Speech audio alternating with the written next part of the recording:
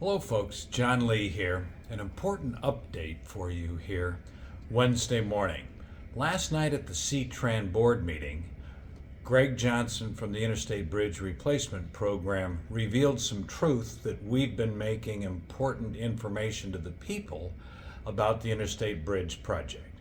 For roughly 3 years, we all have known that the unbelievable transit ridership projections were fake, that they weren't anywhere near the real numbers that currently or in the past have ever been carried across the Columbia River.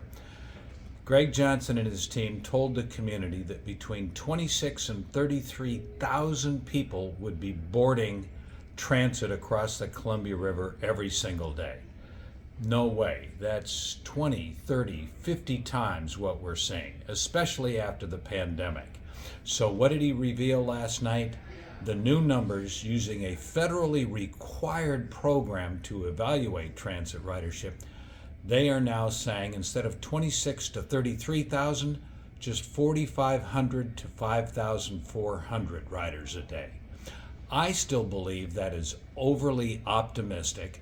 Current C-Tran ridership is the only metric we have. It's the only data we have.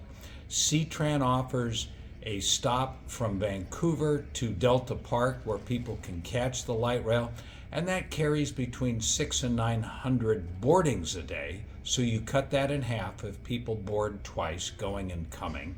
So maybe 450 people a day are using that. But then C-Tran offers express bus service into Portland. They have 3 lines, and those have plateaued, basically remained flat at about 525 boardings a day, or roughly 260 people a day. So my gut instinct is for the IBR, their total projection that I still think is optimistic is about 4 times the actual traffic we're seeing across the Columbia River, number one. Number two, at 4,000 to 5,000 people a day, that's the number of people in a good year we see on the Vine. What that demonstrates is that a bus rapid transit system could more than adequately handle all the people riding across the I-5 Interstate Bridge project for the foreseeable future. Clearly, that's an important detail, and that we don't need to spend $2 billion, $1 billion a mile, on a light rail system that nobody's going to ride. The second important fact that was revealed, again 10 months ago in December of 2024, Greg Johnson and his team told the C-Tran board of directors that the annual operations and maintenance costs of the whole transit component, both light rail and buses, was going to be between $21 and $22 million a year. Last night, they cut it by more than 50%.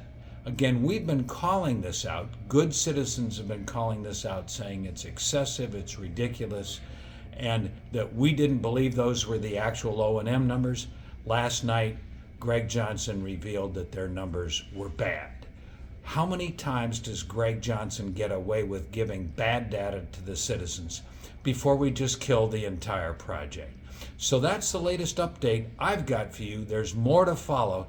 But you, the people, need to understand that. You need to let your legislators know that all of this is a sales job by somebody that wants to rip us off for a $2 billion light rail project in search of a bridge. And we don't want to pay for it. We don't want the tolls. And we don't need the current light rail project that is going to allocate 54% of the bridge surface to light rail bicycles and pedestrians. So God bless you all. Thanks for listening, and we'll have more as we go forward.